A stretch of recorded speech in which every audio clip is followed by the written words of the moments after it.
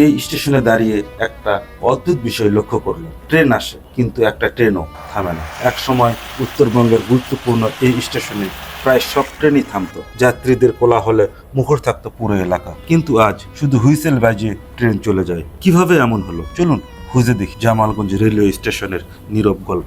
আসসালামু আলাইকুম, আমি ইখলাসুর রহমান। আজ আমি দাঁড়িয়ে আছি জয়পুরহাট জেলার জামালগঞ্জ রেলওয়ে স্টেশন। একসময় এই স্টেশন ছিল এলাকার মানুষের জীবনরেখা। ব্যবসা, শিক্ষা, চাকরি সবকিছুর সঙ্গে জড়িয়ে ছিল এই স্টেশন। কিন্তু সময় বদলেছে। আজ অধিকাংশ ট্রেন এখানে না থেমেই চলে যায়। চলুন দেখি এই স্টেশনের বর্তমান অবস্থা এবং জানার চেষ্টা করি এর গল্প। আজ এসেছি জয়পুরহাটের এক সময়ের প্রাণচঞ্চল স্টেশন জামালগঞ্জে, যেটা আজ অনেকটা ভুতুরে স্টেশনে পরিণত হয়েছে। এক সময় এই স্টেশনে দক্ষিণবঙ্গ থেকে উত্তরবঙ্গগামী যত ট্রেন আছে সকল ট্রেন এখানে স্টপেজ দিত। এখানকার আর্থসামাজিক এবং পরিবহন ব্যবস্থায় এই স্টেশনটা অনেক গুরুত্বপূর্ণ ভূমিকা পালন করত।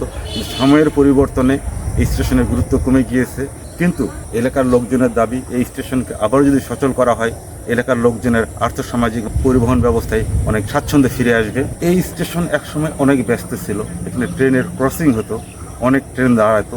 পাশে জয়পুরহাট সুগার মিলের যে কাঁচামাল আখ, এই আখ এখানেই এসে জমা হতো এবং এখান থেকে ট্রেনে করে জয়পুরহাট সুগার মিলে যেত, যেটা দেশের অর্থনীতিতে অনেক গুরুত্বপূর্ণ ভূমিকা পালন করত।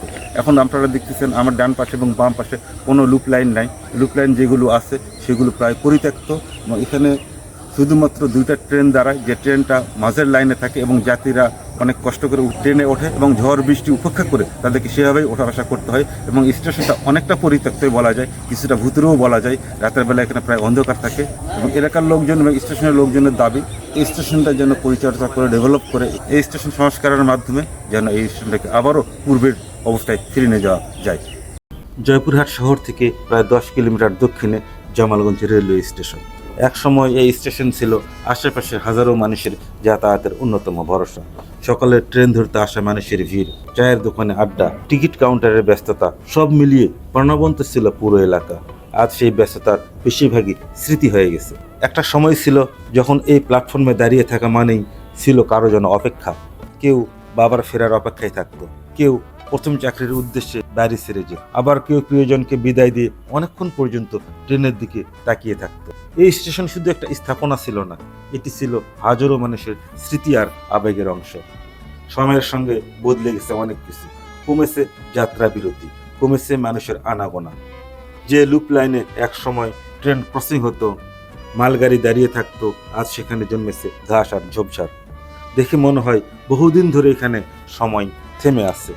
আজ যখন এই প্ল্যাটফর্মের দিকে তাকায় তখন মনে হয় জায়গাটা এখনো অপেক্ষা করছে সেই পুরনো দিনের কোলাহল ফিরে আসার। কিন্তু সময়ের নিয়ম বড়ই কঠিন, যা একবার চলে যায় তা সব সময় আর ফিরে আসে না। এই লাইনটা একটা সময় ব্যস্ত ছিল, এখানে ট্রেন ক্রসিং হতো, মালবাহী ট্রেন দাঁড়াতো। আজ প্রকৃতি ধীরে ধীরে দখল করে নিচ্ছে মানুষের তৈরি এই অবকাঠামোকে। নীরব হয়ে গেছে সবকিছু। দিনের বেলায় স্টেশনটি শান্ত, কিন্তু দূরে যখন ট্রেনের আলো দেখা যায় তখন মনে হয় আবারও যেন সেই পুরনো দিনের ব্যস্ততা ফিরে আসবে। কিন্তু না, ট্রেনটি স্টেশনে থামে না। প্রচণ্ড শব্দ তুলে মুহূর্তের মধ্যেই অতিক্রম করে চলে যায়। দেখুন, ট্রেন এখনো আসে, কিন্তু আর থামে না, যেন এই স্টেশনকে মনে রাখার সময় তার নেই। কয়েক সেকেন্ডের জন্য চারপাশে কেঁপে ওঠে, তারপর আবার সবকিছু নীরব হয়ে যায়। ঠিক যেমন মানুষের জীবনের কিছু স্মৃতি হঠাৎ এসে আবার হারিয়ে যায়। স্থানীয়দের সঙ্গে কথা বলে জানা যায় এক সময় এই স্টেশনে যাত্রীদের ভিড় ছিল চোখে পড়ার মতো। বাজার, দোকানপাট এবং আশেপাশে এলাকাও ছিল অনেক বেশি প্রাণবন্ত। কিন্তু ট্রেনের যাত্রা বিরতি কমে যাওয়ার সঙ্গে সঙ্গে বদলে গেছে পুরো চিত্র। রাত নামলে স্টেশনটির পরিবেশ আরও রহস্যময় হয়ে ওঠে। নির্জন প্ল্যাটফর্ম, পুরনো ভবন, দূরে ট্রেনের আলো, আর তারপর হঠাৎ করে তীব্র শব্দ তুলে ট্রেন চলে যায়। মনে হয় যেন কোনো ভুলে যাওয়া গল্পের মাঝে দাঁড়িয়ে আছি আমরা প্রায়ই নতুন স্টেশন, নতুন সেতু, নতুন উন্নয়নের গল্প শুনি। কিন্তু উন্নয়নের এই যাত্রায় কিছু জায়গা ধীরে ধীরে ইতিহাস হয়ে যায়। জামালগঞ্জ স্টেশনও তেমনই এক গল্প। এখানে এখনো রেল লাইন আছে, ট্রেনও আসে, কিন্তু সেই পুরনো দিনের জীবন আর নেই। আছে শুধু স্মৃতি, আর সেই স্মৃতির নীরব সাক্ষী হয়ে দাঁড়িয়ে আছে এই স্টেশন। জামালগঞ্জ স্টেশন শুধু একটি রেলওয়ে স্টেশন নয়, এটি সময়ের পরিবর্তনের এক নীরব সাক্ষী। মানুষের জীবন, স্মৃতি আর ইতিহাসের অনেক গল্প আজও লুকিয়ে আছে এই প্ল্যাটফর্মের প্রতিটি ইঁটে। আজ থেকে হয়তো 20 কিংবা 30 বছর পরে এই স্টেশন কেমন থাকবে তা হয়তো আমরা জানি না, কিন্তু আজকের এই দৃশ্য, এই নীরবতা আর এই গল্প ইতিহাসের একটি অংশ হয়ে থাকবে। স্থানীয় লোকজনের দাবি স্টেশনটি সংস্কার করা হোক এবং হয়ে উঠুক আবারও কর্মচঞ্চল।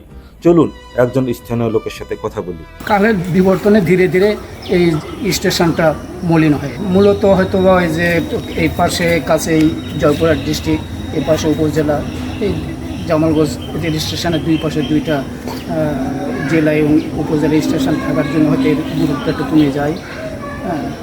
এখন মোটামুটি আর কি খুব সমস্যা আছে। এখানে তো দেখতে পাচ্ছি মাঝখানে একটা মেইন লাইন এবং ওই পাশে দুইটা লুপ লাইন, এই পাশে একটা লুপ লাইন। এই লুপ লাইনগুলো তো বন্ধ হয়ে যায়, এগুলো থেকে আগে ট্রেন দাঁড়াতো। হ্যাঁ, আগে ট্রেন দাঁড়াতো, সবই হতো। এর পাশে ইকো সেন্টার ছিল। হ্যাঁ, এখানে ওই সাইডের ভিতরে ইকো সেন্টারে যত প্রচুর এখানে ইকো উৎপাদন হতো এবং এখান থেকে জয়পুরহাট সুগার মিলে প্রচুর ইকো যেত। এখানে OCLSD গোডাউন আছে থেকে ওই লুপ লাইন দিয়ে ওখানে মাল উঠানামা করতো। এখানে রপ্তানি হতো, আমদানি হতো, এইরকম অনেক ছিল। তো একসময় এগুলো খুব জমজমাট ছিল। এখান থেকে দেশের অনেক রাজস্ব আয় হতো। এটা মূলত এটা ভালো একটা মানে বিজনেস ব্যবসা কেন্দ্র ছিল, যার জন্য তো সেই দার্জিলিং মেল বাংলাদেশ তৎকালীন পূর্ব পাকিস্তানে প্রবেশ করার পর মাত্র কয়েকটা জায়গায় স্টেশন থাকতো, তার মধ্যে এই জামালগঞ্জ একটা স্টেশনে দাঁড়াতো।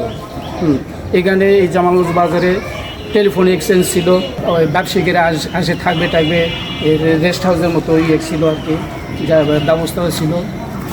অনেক পর্যটন, পাহাড়পুর পর্যটনের কেন্দ্র হিসাবে তো ছিল। বেশিরভাগ মানে পাহাড়পুর পর্যটনে আসলে এই জামালগঞ্জ রেল স্টেশন হয়ে সেখানে যেতে হতো। ছোটবেলার কোনো স্মৃতি কি মনে আছে যেটা আজকে নাই? ওই একটাই স্মৃতি যে একসময় এখান থেকে প্রচুর লোকজন দেশের বিভিন্ন জায়গাতে যাতায়াত করতো। এখন সেটা একটা মলিন হয়ে গেছে আর কি। হ্যাঁ, এখন এই লোকজনকে বাইরে যেতে হলে হয় জয়পুরহাট যেতে হয়, না আক্কেলপুরে যেতে হয়। তাহলে বলা যায় যে এক সময় জমজমাট ছিল, কিন্তু এখন কালের পরিবর্তনে বা প্রয়োজনের কারণে এটা এখন অনেকটা ভূতুরে স্টেশনে পরিণত ভূতুরে স্টেশন হয়ে গেছে। এখনো এটাকে সচল করা যাবে। এই এলাকার অনেক ছাত্র, চাকরিজীবী, ব্যবসায়িক যারা বাইরে যাতায়াত পড়াশোনার জন্য যাতায়াত করে, তাদের কিন্তু ওই কষ্ট করে আক্কেলপুর অথবা জয়পুরহাট যে ট্রেন ধরতে হয়। এখানে যদি সেই ব্যবস্থাটা করা হয়, আবার এই ট্রেন স্টেশনটা যদি চালু করা হয়, তাহলে এই ছাত্র, ব্যবসায়িক যারা আছেন তাদের কিন্তু অনেক অর্থ, সময় এগুলো সাশ্রয় হয়, কষ্ট লাঘব হয়। স্টেশনটা চালু করা খুবই জরুরি। ডেভেলপ করতে হলে মোটামুটি এই কিছু স্টাফ দিয়ে এই লুপ লাইনগুলো চালু করা এবং অন্তত 2 নম্বর লাইনের সাইডে একটা প্ল্যাটফর্ম খুবই প্রয়োজন। কারণ এখানে দুইটা ট্রেন আপাতত থামতেছে, একটা রাজশাহীর তিতুমির আর একটা খুলনা রকেট মেল।